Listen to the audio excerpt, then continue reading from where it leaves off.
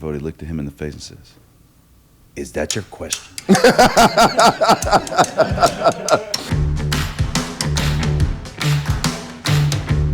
Welcome to this Reformation and Revival video. I'm here with my friend, Voddie Baucham, who is in town here in Moscow to speak at a missions conference, and coming not directly via Zambia, where you're stationed now, but been here in the States for a while.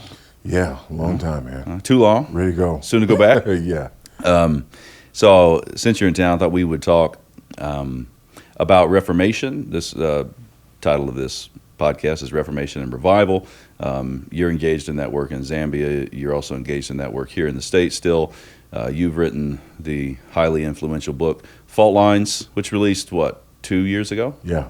Okay. Hard to believe, huh? Yeah. It's been that long. Yeah, that's wild. And we've talked about this several times before on various podcasts, that this, the fault line split people that used to be unified, that used to be together in American evangelicalism. It split people that were at least ostensibly conservative. And Bro, it split families, man. split families. Split universities, faculties, and yeah. Right. Everything.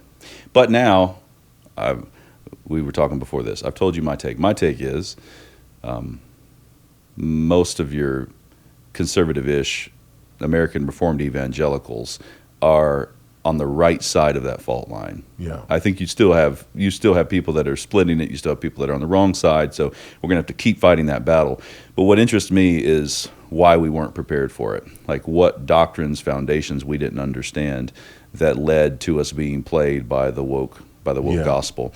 And I would love to just explore that a little bit with you, because it can feel safe now. It's like, well, okay, we've got a big fault line, right? And you got a lot of conservatives that are now on the right side. And I think you can write a book. I said what Eric Mason wrote his book, Woke Church, sold a lot of copies. I think you could write the book, Not Woke Church right now. You're going to sell a lot of copies still. So you're going to sell a lot of copies because people are already there, which is good. And I'm not saying don't write that book, but I'm saying why didn't we see it? Like, what are the foundations that we missed? Yeah. I think we are biblically, theologically, and historically illiterate. We're also incredibly short-sighted. I think you put those things together and we become susceptible to a lot of errors. And this was one such error. I think if you add to it that this whole woke movement is really designed to play on a lot of the fears and anxieties that people have, right? Nobody wants to be an oppressor. Nobody wants to be a racist. America, Right. Since the end of slavery, since the end of all of the aftermath of that, recent generations of Americans, the worst thing you could call us, was racist, right? That's right up there with calling us a communist or whatever. Although today a lot of people don't mind being called a communist. But that's a whole nother discussion. But I think you put those things together and it was kind of a perfect storm. Yeah, I see that. And we've also talked about that kind of a bit of a revitalization of in the Reformed community of racial harmony, or whatever you might want to call that. There was a lot of that good going on with some major leaders. Yeah. That now seems to be shattered, which is lamentable. But it makes you wonder, was it done on the right foundation? Right. And one would think that had it been done on the right foundation, that it wouldn't have shattered so easily. Yeah. Is there a relationship between the fault line, social justice, woke gospel thing, and the conversation that's now sparking up with Christian nationalism? Do you see those as? It seems to me that conversation's kind of evolving. So we had the it was really interesting for me because it happened all at once. Almost got whiplash, right? Because I hadn't heard of anybody talking about Christian nationalism. And then all of a sudden, everybody was talking about Christian nationalism, right? And they weren't just talking about Christian nationalism.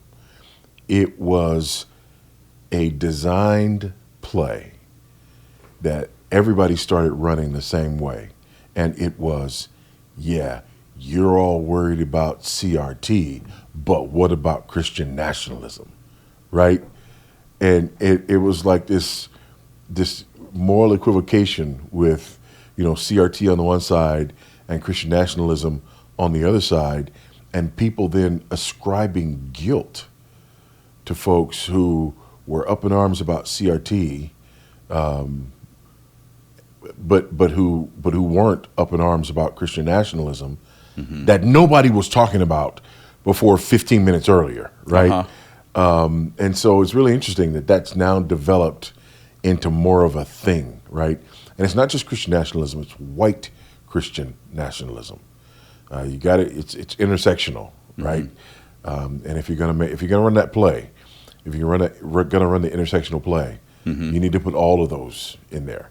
It's white Christian nationalism. So yeah, it is related in that regard, because it's just another attempt of the cultural Marxist to put his finger on the hegemonic power, right? So cultural Marxism, there are the people who are oppressors and there are people who are oppressed.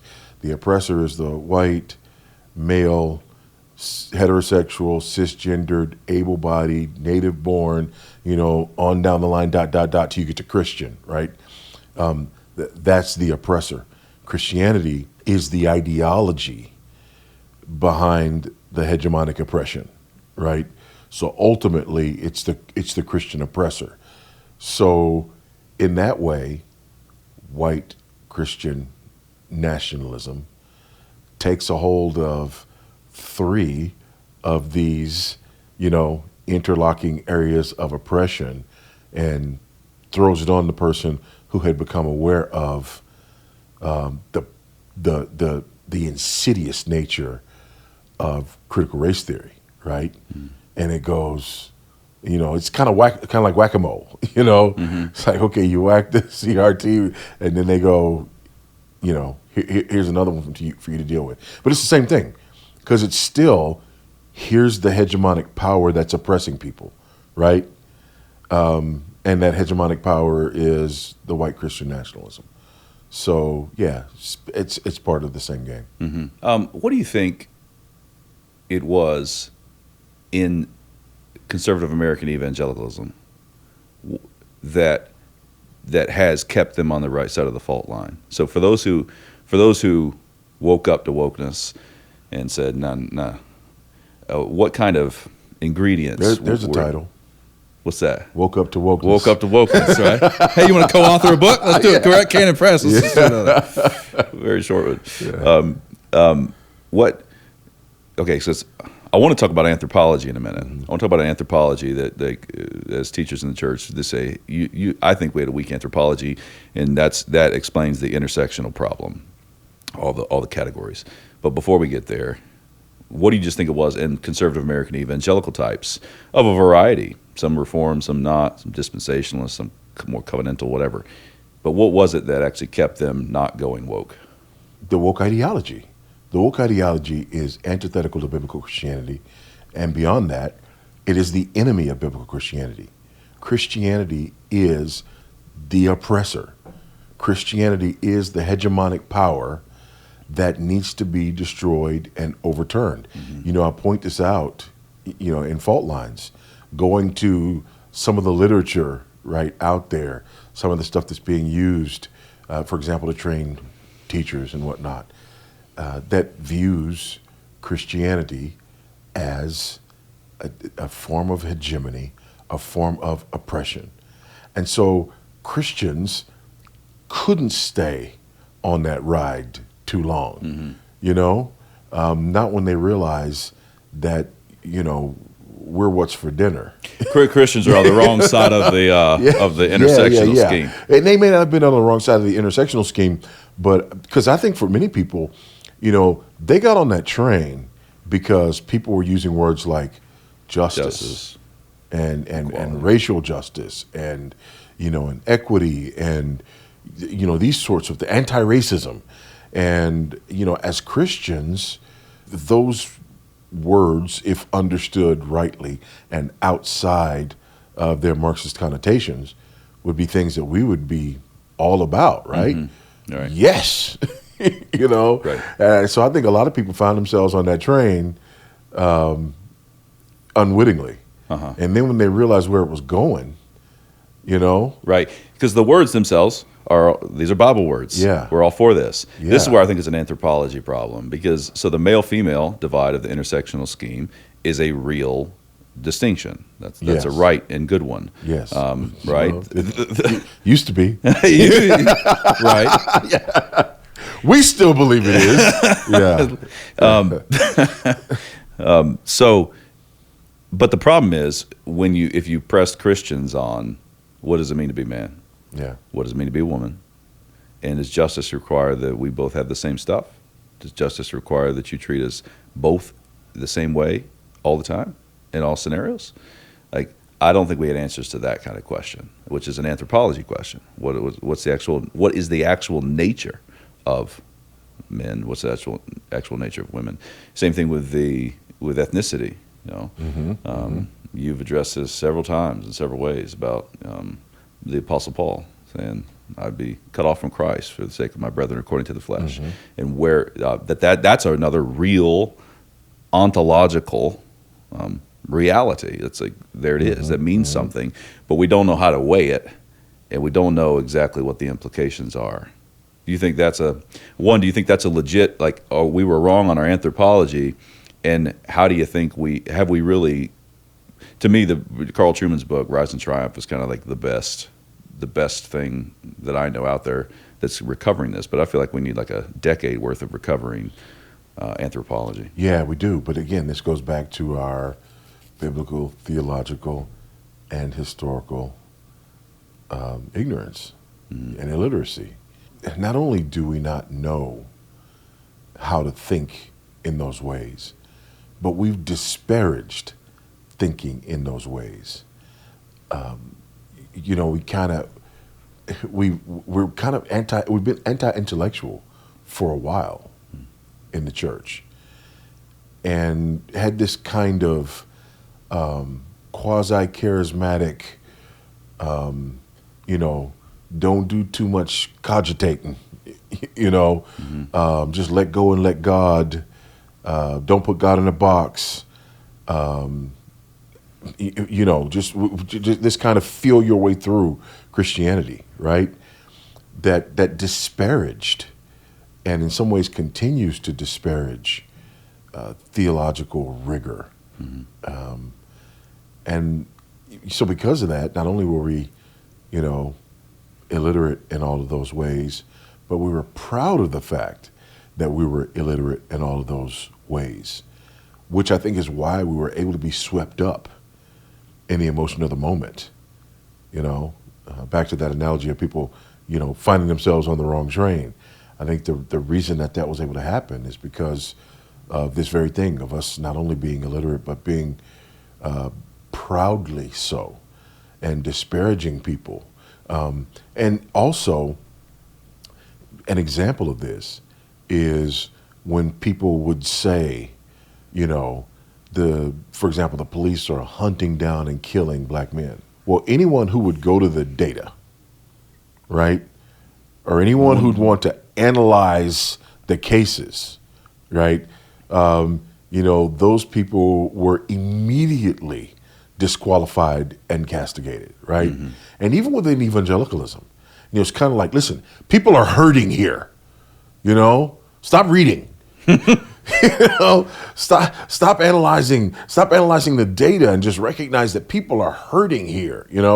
Well, people are hurting because of something they believe that's not true. Your thinkings get in the way of my emoting. Right? Yeah.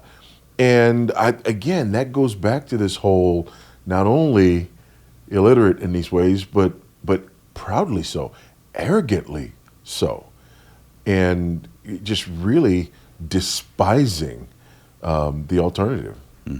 As a whole, I'm thinking about you and your work in Zambia with ACU, educating worldview stuff.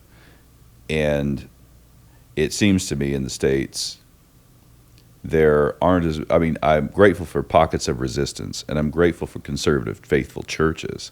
But when it comes to this educational piece, like a robust, like a lordship of Christ, all things of earth, this world belongs to God.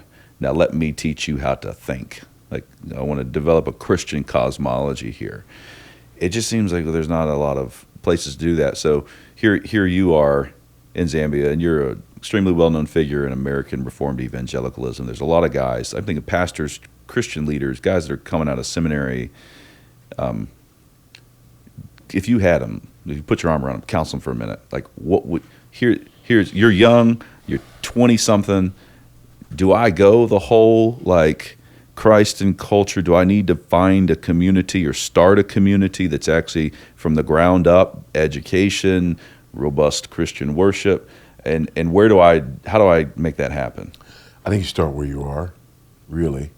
I think you start where you are and just begin to backfill, because all of us are deficient, right? And I think that's one of the things that people often find out too late, that all of us, you know what I mean? I'm 42 and I didn't read the right books. Yeah. All of us are deficient. And so we're never going to find that perfect place. And when we do, we're going to come to realize that that place wasn't as perfect as we thought, that there were just other deficiencies that we weren't aware of because there were only certain deficiencies that we were concerned with, right? That's why it's Semper Reformanda, right? It's not like we reform and then we're done. We live in a broken, fallen world, and because we live in this broken, fallen world, and we're susceptible to that brokenness, that we always have to continue to analyze and continue to reform and continue to learn of and recognize and grapple with those areas in our own thinking and in our own living that we either haven't gotten around to, or that we've been blinded to, or that we just loved too much to, acknowledge that we needed to deal with. So I think I tell people, stop believing that, somehow there's a shortcut, because there's not. Right. And begin where you are. Which seems to me that you're going to be an entrepreneur in this landscape. Like, if you're tapping into good resources, you're maybe getting a lot of stuff online, and you're looking around at your local community, and you say, oh, I still live in a place, I live in the South where evangelicals, 90% of them send their kids to government schools. What am I supposed to do for their education? And it's like digging in. Or I can't find a church, that's straight on the woke stuff. Like, entrepreneurship seems to be this hallmark of this season, which is like real Reformation work. And I would assume maybe you're in an institution that's wobbled on the wokeness, but come out right. And most people aren't entrepreneurial, like, at all. We're risk averse, We're naturally risk averse. So that's hard. That's hard for us. Okay. Other than saying, "Go get it done, buddy." This is. What do you say to stir up entrepreneurial instincts in a man? I want to point him to people who are doing the things that he's beginning to see need to be done, right? Because whatever they are, there's somebody somewhere that's doing it or that has done it, or there's somebody historically that's doing it or has done it. And we need to tap into that. Again, this goes back to our historical illiteracy, right?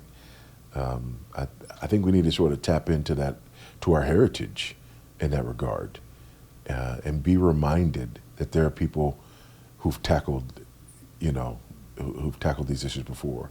There are people who've slain these dragons, so to speak, and we don't have to reinvent the wheel.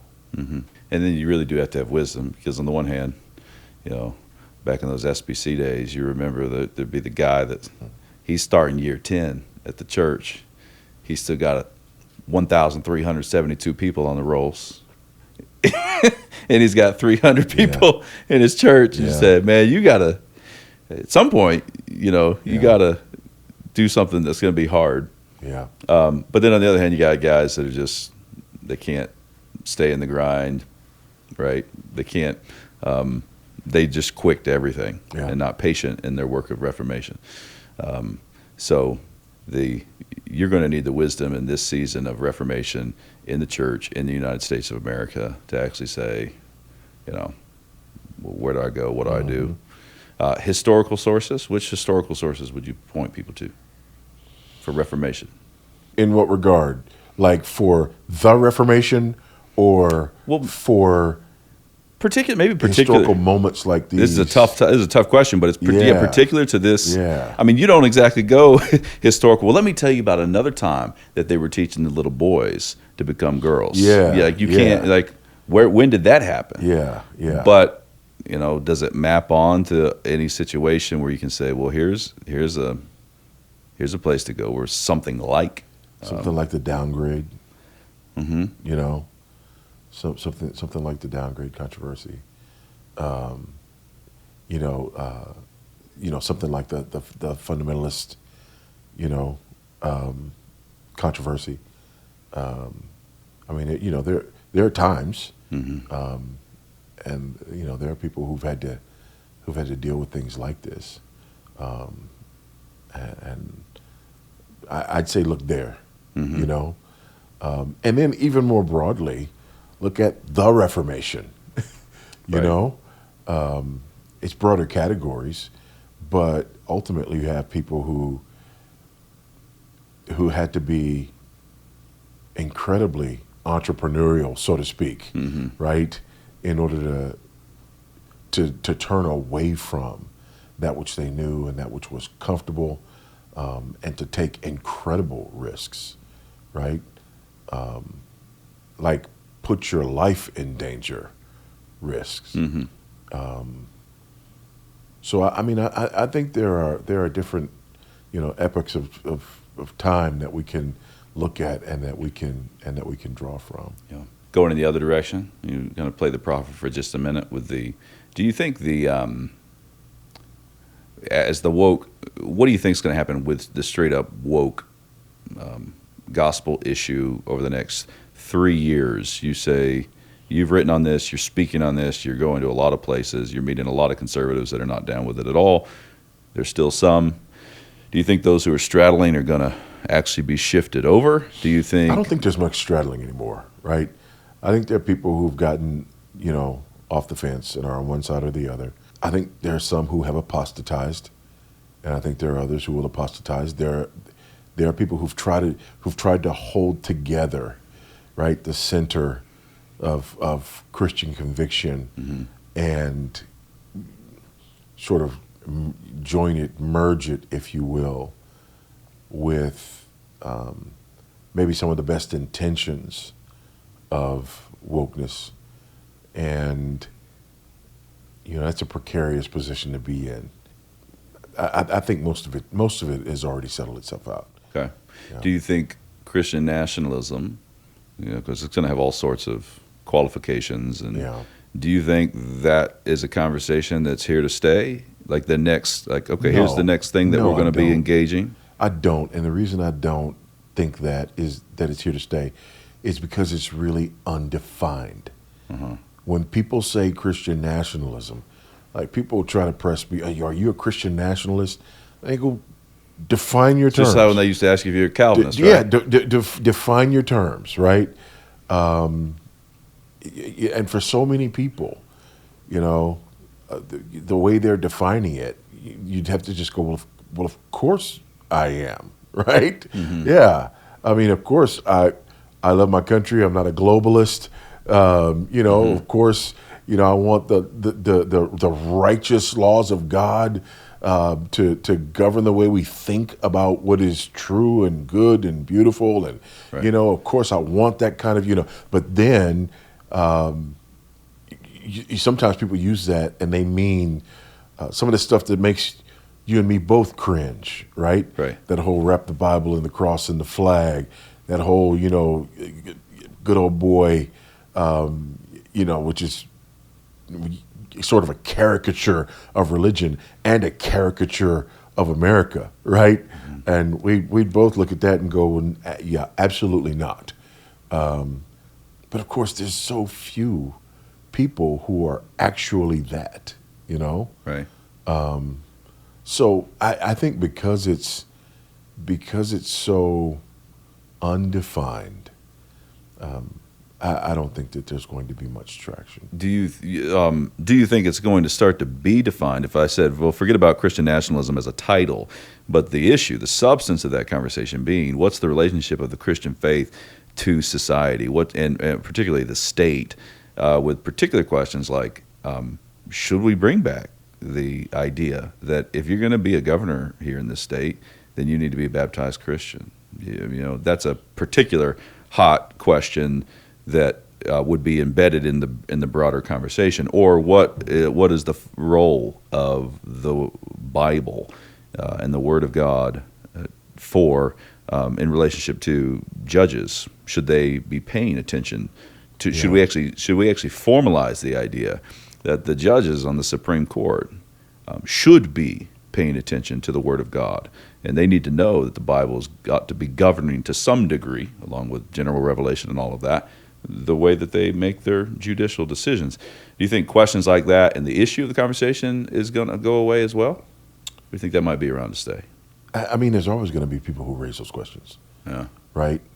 But I don't think that, like those questions in particular, I don't think the people who are talking about Christian nationalism on either side are really pressing those questions. Those are not the questions that you hear in the everyday conversation about Christian nationalism. People who, like the special that they did here, right? The special that they did here about Christian nationalism wasn't talking about those questions, right? It was just a broader, more basic, sort of, separation of church and state. Should Christianity, even be part of the discussion? It wasn't that granular, and people are not being that granular at all. Right. Right. Yeah. Well, you're right. They're not. The Theocracy Rising thing and the Christian Town thing. It's just, I wonder. It seems to me, I got a little illustration I've been rolling out there lately to try to describe our times. Wonder what you'll think of it. I claim that you got Christian man and rational man. There they are in the bar together, both agreeing that the chair is blue. Christian says it's because God made it blue. Rational man says, man, it's just self-evident that it's blue.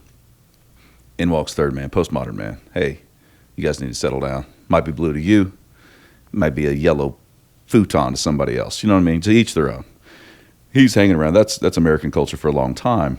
But I say over the last maybe handful of years, 5 years, 4 years, something like that, a pagan man's walked in. He says, no, that's a pink elephant. And you'll all confess it to be a pink elephant, or off to the gulag with you. I think we are actually shifting from a kind of a postmodern whatever to like a post-Christian to a pagan, where all of a sudden they're hooked up to the heavens. I mean, bake the cake, right? Say the pronouns.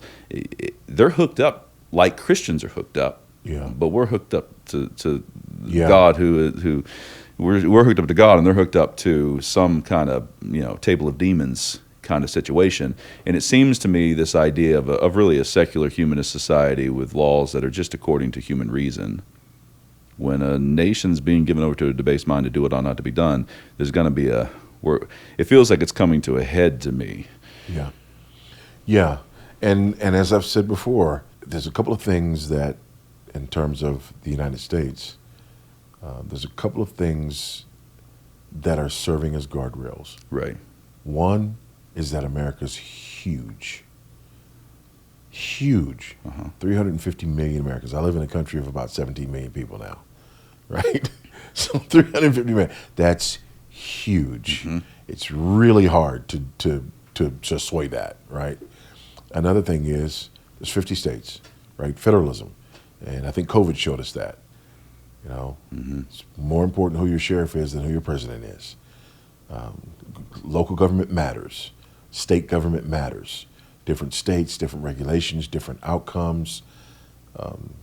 And so I think those two guardrails have been and will continue to be very important in terms of a godly remnant being able to function and even flourish. Right. Yeah, that's so helpful that when you say that. I love what you said. I'm living in Zambia. You've told the story about people talking about how bad the cops are here in the States, and then you saw a Zambian guy getting beat to death by the lady at the grocery like, "Oh, he's a thief. He's a thief." Like you're supposed to go, "Oh, okay. Oh, okay. All right. Can I get my apples?" So you've said, I mean, the governor you keep putting on is wise, because there's also, even though the zeitgeist denies it, we have this massive Christian heritage. Yes. And it's instantiated in law. Yes. It's not like you can't, so a Burgerfell undoes it, undoes a ton with a strike of the pen, but you're still going to have judges that are looking to prior cases like, well, what do we do? I mean, I know we gave this lesbian couple a baby and said that the lady who has no biological relationship or covenantal or any kind of real marital covenantal relationship to the child. I know we called her the mom, but we can't even call people mom and dad anymore. But that's at war with this long heritage that I do think helps the reformer that we're talking about. Steady yourself. Don't go watch Fox News every night and stress out and not do anything. You've got to build. You can't just be like, oh, another bad LGBTQ thing. Yeah. Like, you need to do that. That's fine to wage the defensive, but you actually have to raise a generation. You actually have to build, and you need some. And then I imagine if you're in Zambia, you're looking over here like you have no idea the treasures you have. Yeah, absolutely. And we've been there almost 8 years now, and that's something that we just keep coming back to. We've just come to recognize and appreciate the incredible heritage that we have as Americans, right? And the incredible privilege that is, and the fruit of that continues to be born, and how other people are trying to access and leverage that which we take for granted, so that they can experience some of that fruit and some of those benefits and some of those blessings. The other thing is, I think you hit on something really important. Like, for me, I have really underestimated and underappreciated the value and blessing of not being connected to this stuff all the time. I live in Africa, man. I'm an American. I love America. I'm happy I have the magic passport, but I don't watch the American news every night, right? I just don't. Oh, you're like, Trump's been indicted. Yeah. Oh, well, cool. People send me messages all the time, and I'm like, oh, really? And they're fuming. Did you see so and so and so? And I go, nope. I'm eating some really good dinner right now. I'm telling them it's a good dinner. I have a good conversation with my wife and family. Yep. Nope. Didn't see it. And it gives me a chance to, think about things and, just slow to speak, right? Yep. Slow to anger. Yep. Yeah. That's gold. That's a wonderful place to end. Voddie, is great to see you. Really, really good to see you. Yeah, and you too, man. Thanks for joining me here on Reformation and Revival. Yes, sir. Thank you for having me. Michael Foster's new documentary, It's Good to Be a Man, A Map to Manhood, is now exclusively on Canon Plus. In the documentary, Michael Foster lays out a map to manhood through the depths of clown world. Men don't know how to be a man anymore. Some are comfortable being effeminate, but many are looking for guides. They get angry because they won't be able to have what their fathers and grandfathers had. That rage is not going to fix anything. Yes, you got a bad deal, and these things aren't all your fault, but you're still responsible for your response to the time that God has put you in. Consider this documentary as the next step to take. It's your job to stop being a victim, even if you're being victimized. Watch now at mycanonplus.com.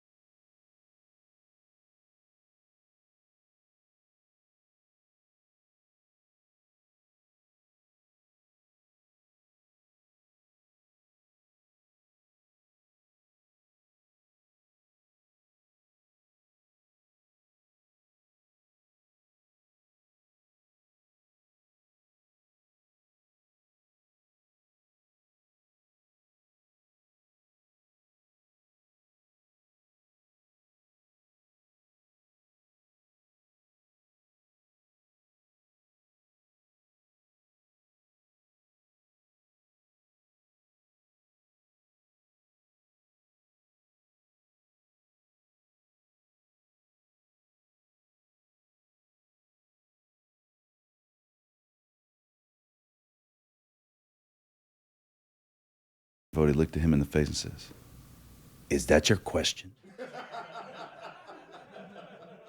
And we were all standing off, we're like, "It's not anymore." "Is that seriously your question?" I was like, Where was that? I remember. Where was "It was Adrian." Adrian, you did Adrian like that. I said, "That ain't your question no more." Adrian Rink. See, now I got names I didn't know his.